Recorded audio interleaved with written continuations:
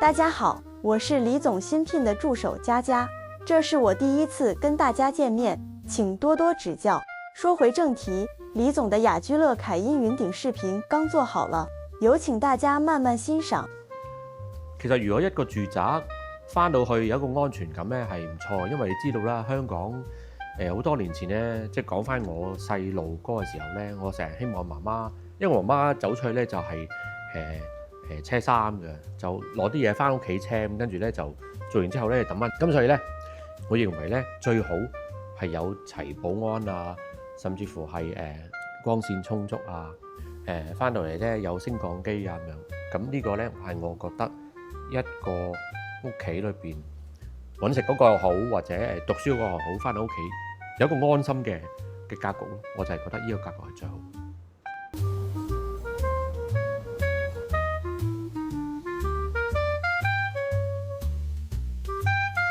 入到去屋企咧，就放低晒啲鞋啊嗰啲嘢咧，就最好嘅。咁同時間咧，你即係手上面攞到好多嘢啦，咁咧放低嘢最好啦。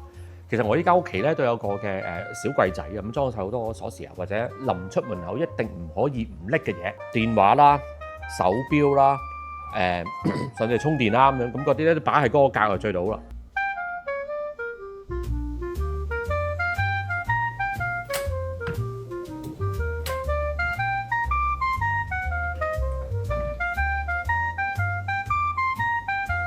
招待客人啊嚟到中山就咁，客人嚟到即係可以分到主次同埋客啊咁樣啦，佢自己嘅活動空間樣百四方，我覺得正嘅，做到主客之分咯。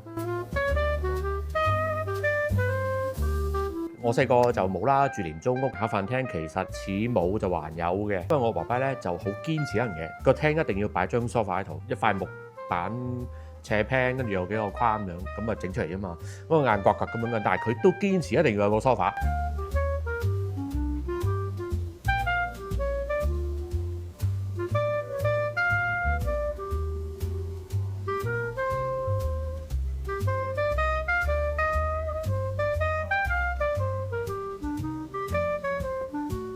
所以你見到我屋企咧有張梳化喺度嘅，咁啊當然嚟到中山啊，梗係要有張梳化啦，同埋咧。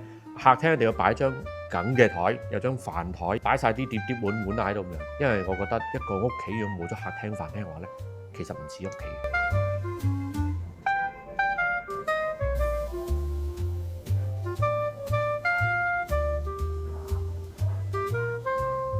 有一年咧都成20年前㗎，請我去佢一個碧瑤灣嘅屋企度咧就參觀啦，一堆朋友就未到，咁啊上到屋企咧，客廳裏面有一個書台，書台咧後邊咧都有小嘅房仔。我問你屋企人唔係一路做緊書法啊，做緊寫字樓嗰啲嘢，咪一路睇你哋睇電視食飯？咁話係啊咁樣，呢個係我爸爸嘅一個嘅習慣咯。咁我覺得好似好怪，我就唔會咁做咯。但係各個人有各個人自己嘅喜好。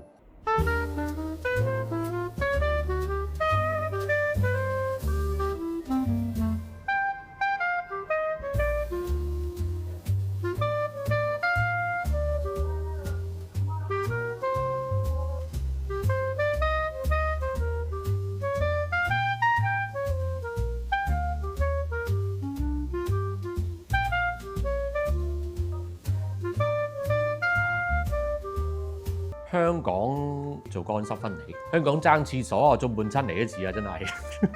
香港屋企大咪做到咯，但係唔得啊，你一定嚟到中山先得。咁中山起碼嗰啲積數係講緊89平、81平、82平咁樣啦，你先做到乾濕分離啊嘛。一個廁所獨立咗出嚟，而另外一個廁所就縮咗去主人房度，咁啊俾主人房用。簡單一句，地方大先做到多一個廁所嘅。如果唔係話，講乜都冇用。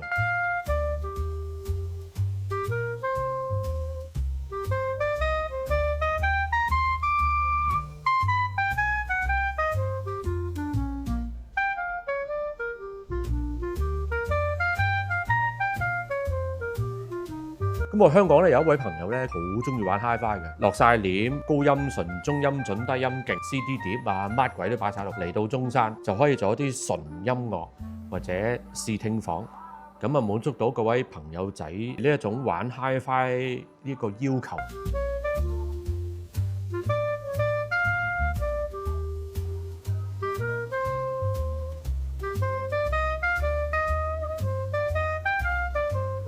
唔好睇小香港嘅樓宇設計。我嘅房入邊咧600室擺到一個頂天立地嘅櫃咁樣，擺衫啊、衣櫃啊，上面擺雜物咁樣咯。嚟到中山梗唔同啦，咁啊間房都大啲啦，廁所喺隔離咁樣啦 ，drawers 衣服鞋襪乜鬼都可以擺。咁當然係一定女主人係最中意都咁樣放啦。咁同埋有一張大床係3邊落地嘅，中山101得270度盡覽外邊嘅景色。國內好多人咧都中意係低層嘅，咁而我哋香港人就中意高層。香港人嚟到國內買樓就一定唔會同國內人爭，唔知以後會唔會改咁，但係呢個趨向係仍然持續嘅。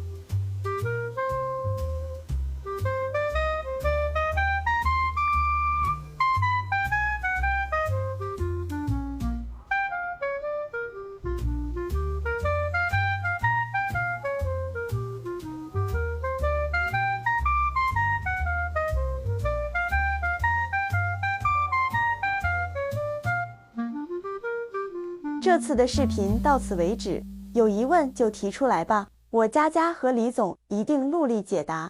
再见。